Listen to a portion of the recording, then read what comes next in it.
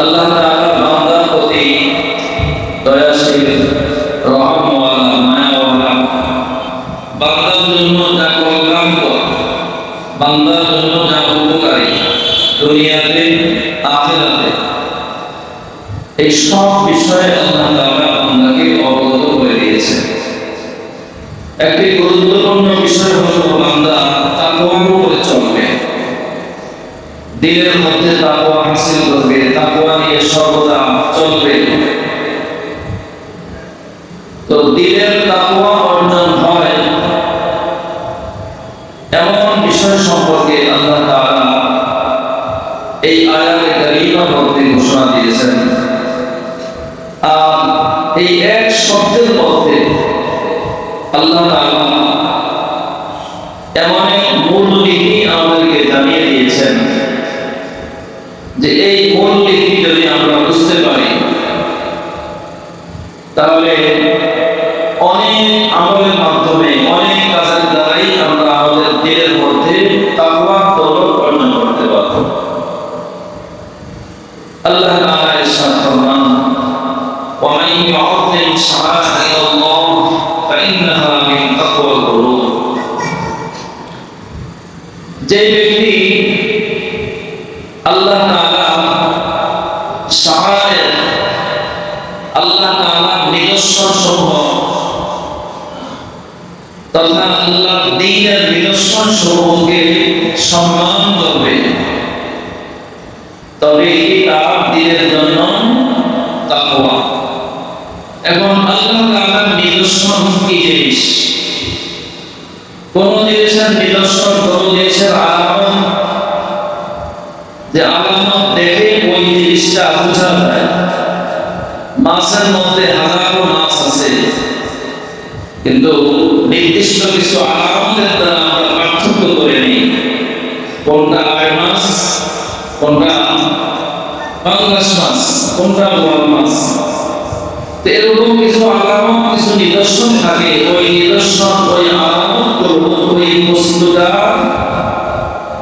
সত্যতা প্রমাণ বহন করে, তার অস্তিত্বের জানান দেয়। তো আল্লাহ তাআলার নিদর্শন কি জিনিস? সংক্ষেপে এটা বলা হয় এরকম যে যে জিনিস দেখলে আল্লাহর কথা স্মরণ হয়, সেটাই আল্লাহ তাআলার নিদর্শন। এজন্য কোন এক কবি বলেন, ওয়াফি কুল্লি শাইইন আয়াতুন লাহু তাদুল্লু আলা আন্নাহু ওয়াহিদু। এই পৃথিবীর প্রতিটা বস্তুর মধ্যে আল্লাহ তাআলার নিদর্শন বিদ্যমান।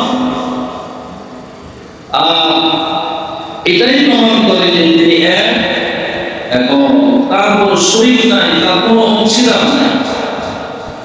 সাধারণভাবে প্রতিটা বস্তুই আল্লাহ তাআলার নিদর্শন। প্রত্যেকটা বস্তু আল্লাহ তাআলার অস্তিত্বের ইঙ্গিত দেয়। তো এই জন্য আল্লাহ তাআলা নিদর্শন, আল্লাহ তাআলা শাআয়ের, এটা একটা বিশেষ জিনিস। যেমন মসজিদ আল্লাহ তাআলার ঘর, এটা আল্লাহ তাআলার একটা নিদর্শন। মসজিদ দেখলে আল্লাহর কথা স্মরণ হয়, আল্লাহর দিকে মন ধাবিত হয়। আল্লাহ পাকের কালাম, পবিত্র কোরআনে কারীম, এটা দেখলেই আল্লাহর কথা স্মরণ হয়। এবং কোরআনে কারীম এমন এক আশ্চর্য কিতাব, আল্লাহ তাআলা যাদেরকে চোখ দিয়েছেন, যাদের চোখে আল্লাহ তাআলা তাকওয়ার জ্যোতি দিয়েছেন, তারা কোরআনে কারীমকে পরিষ্কারভাবে, স্পষ্টভাবে তারা পার্থক্য করতে পারে। ভারতের এক আল্লাহওয়ালা ছিলেন এমন, তার কাছে যদি একটা কাগজের মধ্যে এরকম ভাবে কিছু আরবি ইবারত, কিছু হাদিস শরীফ, কিছু কোরআনে কারীমের আয়াত, তো ওই কাগজের দিকে দেখেই তিনি বলে দিতে পারতেন যে এই অংশটুকু কোরআনের অংশ না, অথচ দেখতে আরবি লেখা, আরবি ইবারত। তো আরবি ভাষা এক জিনিস, আরবি ভাষা এবাদত এক জিনিস, আর কোরআনে কারীম সেটাও আরবি, কিন্তু এটা অনেক দূরে ভরা, দূরে পরিপূর্ণ। তো ওই দুজন সাধারণ মানুষ ছিলেন, কোরআন হাদিস সম্পর্কে এত গভীর তার জ্ঞান ছিল না, কিন্তু এর পরেও তার অন্তর্দৃষ্টি, তার দিল এত সাফ ছিল, এত পরিষ্কার ছিল যে সে ওই কাগজের দিকে দেখলেই যে কোরআনে কারীমের মধ্যে যে নূরে ভরা, এটা তিনি অনুভব করে বলে দিতেন। এবং হাদিসে পাক সেটাও নূরে পরিপূর্ণ, কিন্তু কোরআনে কারীমের আয়াতের যে নূর তার সমান হয় না। এরপরে তিনি সাধারণ আরবি আবার সেটা দেখলে এমনি করে দিতেন যে এটার মধ্যে কোরআন হাদিসের মধ্যে যেই পরিমাণ নূর পরিপূর্ণ, এই সাধারণ আরবি আবার এটার মধ্যে এই পরিমাণ নূর দেখা যায় না। তো এই জন্য কোরআনে কারীম এটা আল্লাহ তাআলার নিদর্শন। এমনি ভাবে হজের জন্য যে সমস্ত হাজি বা যে সমস্ত পশু হাজিরা কোরবানি করার জন্য সাথে করে নিয়ে যেতেন, একটা সময় এমন ছিল যে মানুষ হজ করতে যাইত, এটা বিশেষ করে জাজিরাতুল আরব ভূখণ্ডের থেকে যারা হজে যাইতেন তারা হজের যাবতীয় সরঞ্জামাদির সাথে হজের জন্য যে কোরবানির পশু সেটা তারা সাথে নিয়ে যেতেন। তো আল্লাহ তাআলা কোরআনে কারীমের মধ্যে এটাকেও আল্লাহ তাআলা একটা নিদর্শন করে দিয়েছেন, ওয়াল কুদরা জাআলনাহা লাকুম মিন শাআইরিল্লাহ। যে আল্লাহ ঘরের দিকে রওনা দিয়েছে, আল্লাহর উদ্দেশ্যে কোরবানির জন্য যাকে নিয়ে হাজী রওনা দিয়েছে, সেই প্রাণী এটা সাধারণ কোনো প্রাণী না, এটা আল্লাহ তাআলার একটা নিদর্শনে রূপান্তরিত হয়ে গেছে। আর এই আল্লাহর নিদর্শনকে যে যত বেশি সম্মান করবে তার দিলের তাকওয়া এটা তত বেশি আল্লাহ তাআলা বৃদ্ধি করে দিবেন। এই জন্য হজে গেলে সেখানে প্রতিটা জিনিস, হজের কার্যক্রম এগুলো একটু সম্মানিত, বাইতুল্লাহ শরীফ, খানায়ে কাবা, হাজরে আসওয়াদ, মাকামে ইব্রাহিম, সাফা মারওয়া, তো এইগুলো সবই আল্লাহ তাআলার নিদর্শন। এজন্য হজের সফরের মধ্যে হাজীকে এত সতর্ক থাকতে হয়, এত সাবধান থাকতে হয় যে আল্লাহ তাআলার এই সমস্ত নিদর্শন যেটা সারা জীবন কাছে পাওয়া যায় না, সারা জীবন দূর থেকেই শুনতে থাকতে হয়, হজের উসিলায় আল্লাহ তাআলা একদম কাছাকাছির মধ্যে এই সব বিষয়গুলোকে একসাথে বান্দাকে দেখার সুযোগ করে দেন। একদিকে নজর করলে বাইতুল্লাহ শরীফ দেখা যায়, আরেকদিকে তাকাইলে হাজরে আসওয়াদ দেখা যায়, আরেকদিকে তাকাইলে মাকামে ইব্রাহিম দেখা যায়, আরেকদিকে তাকাইলে জমজম দেখা যায়, আবার আরেকদিকে তাকাইলে সাফা মারওয়া পাহাড় দেখা যায়। তো এগুলো আল্লাহ তাআলার নিদর্শন, আর এগুলোকে সম্মান করাই হলো বান্দার দিলের তাকওয়া পরিচয়।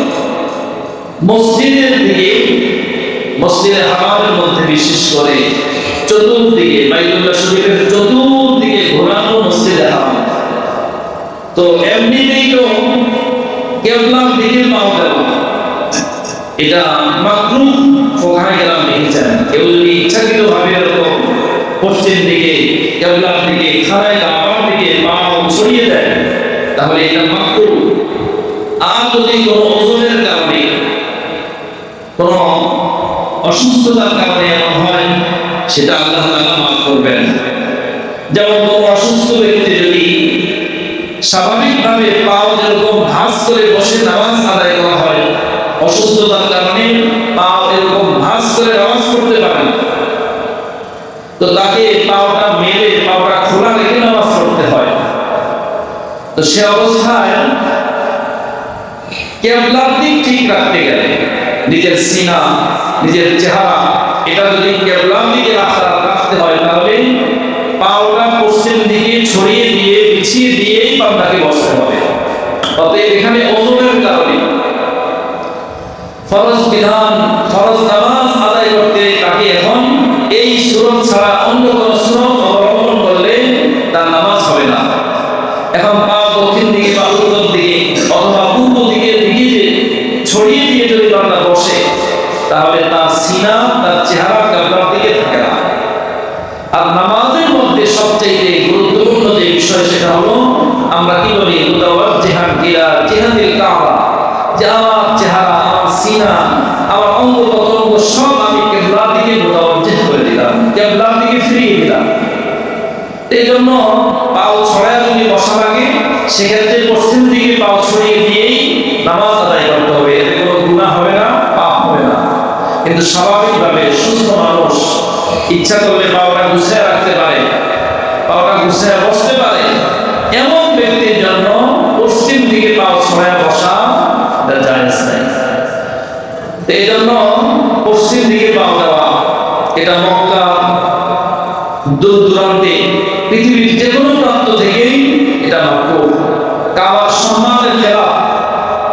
আর সরাসরি যেখানে কাবা ঘর দেখা যায়, মসজিদে হারামের মধ্যে হোক, মক্কা শরীফে অবস্থানকালীন হোক, এমন অবস্থায় কাবা শরীফের দিকে, কাবা ঘরের দিকে পাও ছড়িয়ে বসা এটা মারাত্মক ধরনের বেয়াদবির মধ্যে শামিল হয়ে যায়। কাবার সাথে যে যে সম্মান প্রদর্শন করার কথা, সেই সম্মানের সাথে এটা যায় না। এই জন্য এই বিষয়টাকে খেয়াল রাখতে হয়। এমনি ভাবে মদিনা শরীফ গেলে পবিত্র রওজা মুবারক, রাসূল পাক সাল্লাল্লাহু আলাইহি ওয়াসাল্লামের পবিত্র রওজা, সেই রওজার সম্মান প্রদর্শন করা, সেই রওজায়ে পাকের তাজিম করা, এটাও একজন ঈমানদারের দিলের মধ্যে তাকওয়ার পরিচয়। এটা এজন্য হজ্জের সফরের মধ্যে এই বিষয়গুলোকে বিশেষভাবে খেয়াল রাখতে হয় যে আল্লাহ তাআলার নিদর্শন, আল্লাহ পবিত্র ঘর খানায়ে কাবা, রাসূলের রওজা, এই বিষয়গুলো কোনো অবস্থাতেই যেন আমার দ্বারা অসম্মানী প্রদর্শন না হয়, আমার দ্বারা কোনো ধরনের অসম্মান না হয়, এই বিষয়গুলোকে অবশ্যই খেয়াল রাখতে হয়। হজ্জের সফরের মধ্যে আরেকটি গুরুত্বপূর্ণ আমল যেটা প্রত্যেক হাজী সাহেবই করেন, কিন্তু এটা হজের কোনো অংশ না। সে আমলটি হলো মদিনা শরীফের জিয়ারত। রাসূল পাক সাল্লাল্লাহু আলাইহি ওয়াসাল্লাম ইরশাদ ফরমান, যেই ব্যক্তি আমার যে উম্মত আমার ইন্তেকালের পরে আমার রওজার জিয়ারত করলো, আমার কবরের পাশে আসলো, আমাকে সালাম পেশ করলো, সে যেন আমার জীবদ্দশায় আমার সাথে সাক্ষাৎ করলো। সুবহানাল্লাহ। অন্য এক হাদিসের মধ্যে আছে নবীজি ইরশাদ ফরমান, আমার কোন উম্মত হজ করতে আসলো আর সে আমার জিয়ারত করতে আসলো না, সে যেন আমার উপরে জুলুম করলো। এই জন্য মদিনার জিয়ারত এটা মুহাব্বতের আমল। রাসূল পাক সাল্লাল্লাহু আলাইহি ওয়াসাল্লামের প্রতি ভালোবাসা, মুহাব্বত, আন্তরিকতা এবং এই ঈমানের একটা অংশ এটা। এজন্য হজের কাজ শেষ করে অথবা যারা আগে যান তারা আগেই পবিত্র রওজায়ে আতহারের জিয়ারত, মদিনা মুনাওয়ারার জিয়ারত তিনারা করে আসেন। এক হাদিসে পাকের মধ্যে আছে মদিনার মসজিদে 40 ওয়াক্ত নামাজ যদি কেউ আদায় করে, এটা তার জীবনের অনেক বড় একটা নফল আমলের মধ্যে গণ্য হবে। এজন্য হাজী সাহেবদেরকে মদিনা শরীফে এমন ভাবেই সফরের শিডিউল রাখা হয় যাতে করে স্বাভাবিকভাবে 40 ওয়াক্ত নামাজ সেখানের মধ্যে আদায় করা যায়। তো এই আমলটা এটা মূলত হজের সাথে সম্পৃক্ত কোনো বিষয় না, এবং 40 ওয়াক্ত নামাজ আদায় করার একটা প্রসিদ্ধ কথা, এটা সকলেই শুনি, আমরা জানি। যার কারণে অনেক হাজী সাহেবরা কোনো কারণে দেখা যায় যে 40 ওয়াক্ত নামাজ আদায় করা হয় নাই, হয়তো সময় মতো জামাত ধরতে পারে নাই, পৌঁছতে পারে নাই, কোনো কারণে। এটা নিয়ে অনেক পেরেশান হয়ে যায় এবং মুয়াজ্জিনদের সাথে অনেক ঝগড়া বিবাদে লিপ্ত হয়ে যায়। এটা মূলত আসলে একটা ফজিলতের আমল, নফল সওয়াবের একটা আমল। এটা পুরা না হলে হজের মধ্যে কোনো ধরনের ঘাটতি কমতি হবে না।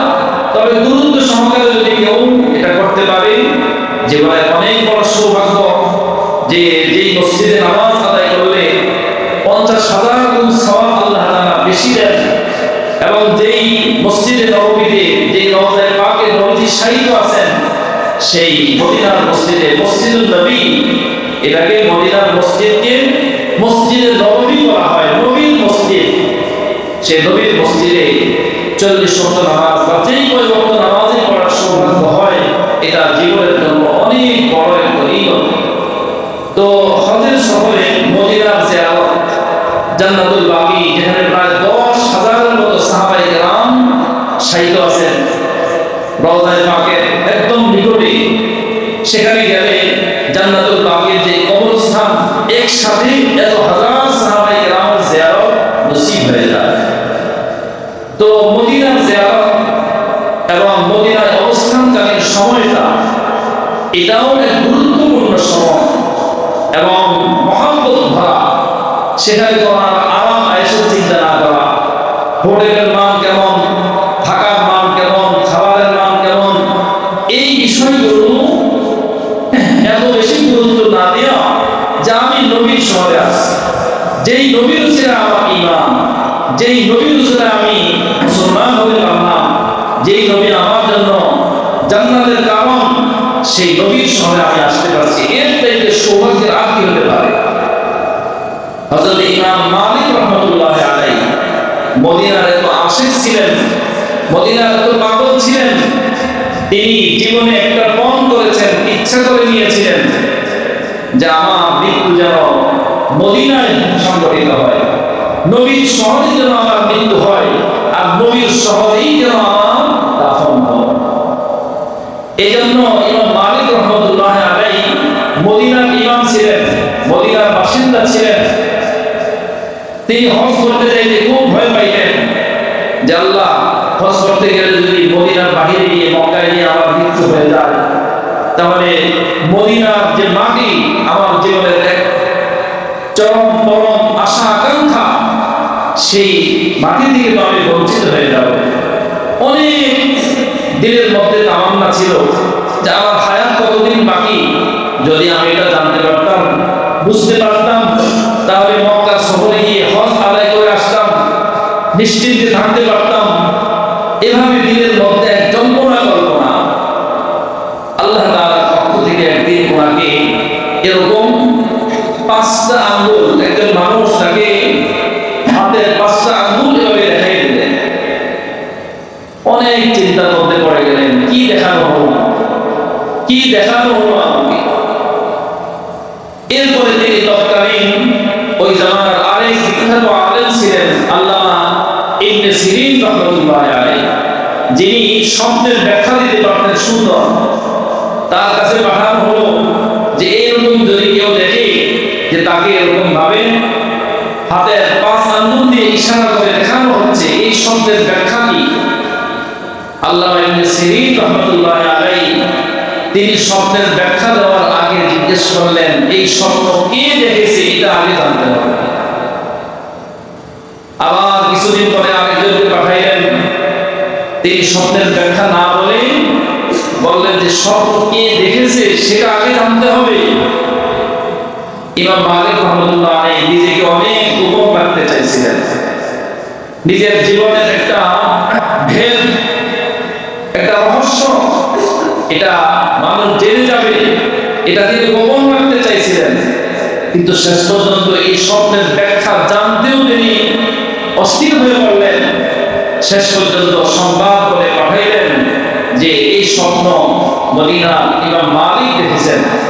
আল্লামা ইবনে সিরিন রাহমাতুল্লাহি আলাইহি বলেন যে আমি এই স্বপ্নের অবস্থা দেখেই আমি বুঝতেছিলাম যে এটা সাধারণ মানুষের স্বপ্ন না, এটা আল্লাহ বিশেষ কোনো ব্যক্তির স্বপ্ন হবে। আর সেটাই বাস্তব হলো যে এই স্বপ্ন ইমাম মালিক রাহমাতুল্লাহি আলাইহির স্বপ্ন। কোন মামলায় আছে যে তিনি এই 5 আঙ্গুল দিয়ে হাত দেখিয়ে স্বয়ং রাসূল পাক সাল্লাল্লাহু আলাইহি ওয়াসাল্লাম তিনাকে এটা দেখিয়ে এভাবে ইশারা করেছিলেন। তো এর উদ্দেশ্য ছিল যে 5টা জিনিসের জ্ঞান, 5টা জিনিসের ইলম, এটা কেবলমাত্র আল্লাহ তাআলাই জানেন। অথবা এমন যে যে ইসলামের 5টা বিষয় সম্পর্কে ইমাম মালিক রাহমাতুল্লাহ আলাইহি আল্লাহ তাআলা এক বিশেষত্ব বিশেষ মর্যাদা দান করেছেন। তো তার মধ্যে একটা ছিল যে মানুষের হায়া, এটা কেবলমাত্র আল্লাহ তাআলাই জানেন। অতএব ইমাম মালিক রাহমাতুল্লাহ আলাইহির দিলের মধ্যে যে আশা ছিল যে আমার হায়াত কতদিন বাকি আছে, আমি যদি জানতে পারতাম তাহলে সহজে গিয়ে মক্কা শরীফ হজ আদায় করে আসতে পারতাম, আবার মদিনায় চলে আসতাম, মদিনায় আমার মৃত্যু হবে, মদিনায় আমার এরকম ভাবে দাফন হবে। তো যাই হোক, শেষ পর্যন্ত যখন জানতে পারলেন যে না, হায়াতের বিষয় তো জানা যাবে না, এটা তো কেবলমাত্র আল্লাহ তাআলাই জানেন, তিনি হজ করতে পরে গিয়েছেন, হজ আদায় করেছেন, আবার মদিনায় ফিরে এসেছেন এবং মদিনায় তার ইন্তেকাল হয়েছে, মদিনায় তার দাফন হয়েছে। তো মদিনার প্রতি কি পরিমাণ ভালোবাসা! এমনি ভাবে আমাদের মাযহাবের ইমাম আযম আবু হানিফা রাহমাতুল্লাহ আলাইহি, তিনিও মদিনার প্রতি এত আসক্ত ছিলেন। মদিনার রাসূলের শহর, এটা যেমন তেমন শহর না, দুনিয়ার অন্য কোনো শহরের মতো না, এটা স্বয়ং রাসূল পাক সাল্লাল্লাহু আলাইহি ওয়াসাল্লামের শহর। যার কারণে ইমাম আযম আবু হানিফা রাহমাতুল্লাহ আলাইহি মদিনা যেখানে সেখানে যে কোনো জায়গায় তিনি প্রস্রাব পায়খানা করতে পারতেন না। যে কোনো জায়গায় প্রস্রাব করতে গেলেই তার দিলের মধ্যে এই কথা জাগ্রত হয়ে উঠত, যদি এই জায়গাতে নবীজির কদম মোবারক পড়ে থাকে আর এই জায়গায় যদি আমি প্রস্রাব করি তাহলে এটা নবীর শানে কত বেয়াদবি হয়ে যাবে। এই জন্য তিনি মদিনায় গেলে অল্প সময় থাকতেন, জিয়ারত করতেন খুব মহব্বতের সাথে, আজমতের সাথে, আবার মদিনা থেকে বের হয়ে আসতেন। তার কারণ ছিল তিনি এমন ভাবে যাইতেন পাক পবিত্র অবস্থায়, এবং ওই পাক পবিত্রতা নিয়ে এবং প্রস্রাব পায়খানা ছাড়া যতক্ষণ সময় থাকা যায় ততক্ষণ সময় থেকে তিনি আবার মদিনা থেকে চলে আসতেন। মদিনায় কোনোদিন প্রস্রাব পায়খানা করেন নাই, যে যেখানে প্রস্রাব পায়খানা করবো সেখানে নবীর কদম পড়ে থাকলে আমার তো নবীর শানে গুস্তাখি হয়ে যাবে। তো এটা ছিল বড়দের দিলের তাকওয়া, বড়দের দিলের আজমত, দ্বীনের প্রতি, মদিনার প্রতি, মদিনার রওজার প্রতি, মদিনা ওয়ালার প্রতি এবং কাবার প্রতি। এটা হলো দিলের আজমত। আর এজন্যই আল্লাহ তাআলা বলে দিয়েছেন, ওয়াই ইউআযিম শাআইরাল্লাহ ফাইন্নাহা মিন তাকওয়াল কুলুব। যেই বান্দার দিলের মধ্যে ইসলামের শাআইর, ইসলামের নিদর্শন, দ্বীন বিষয়গুলো সম্পর্কে যার যদি যত বেশি আজমত থাকবে, যার দিলে যত বেশি সম্মান বোধ থাকবে, এটা তার জন্য তত বড় তাকওয়ার বিষয়। যেন দ্বীনের বিষয়গুলো, শরীয়তের বিষয়গুলোকে আমরা সম্মানের নজরে দেখার চেষ্টা করব, তাজিমের নজরে দেখার চেষ্টা করব। আল্লাহ তাআলা আমাদের সবাইকে তৌফিক দান করেন। হজের সফর আল্লাহ তাআলা সকলের কবুল করেন। সারা দুনিয়া থেকে আল্লাহ বাইতুল্লাহর হাজিরা আসতেছেন, পৌঁছতেছেন। আল্লাহ তাআলা সকলের সফরকে নিরাপদ করে দেন, সকলকে সুস্থতার সাথে নেক হায়াত দারাজ করেন। ইতিমধ্যেই আমাদের বাংলাদেশ থেকে যারা হজের উদ্দেশ্যে রওনা দিয়ে গিয়েছেন, এর মধ্যে কয়েকজন হাজি ইন্তেকাল করেছেন।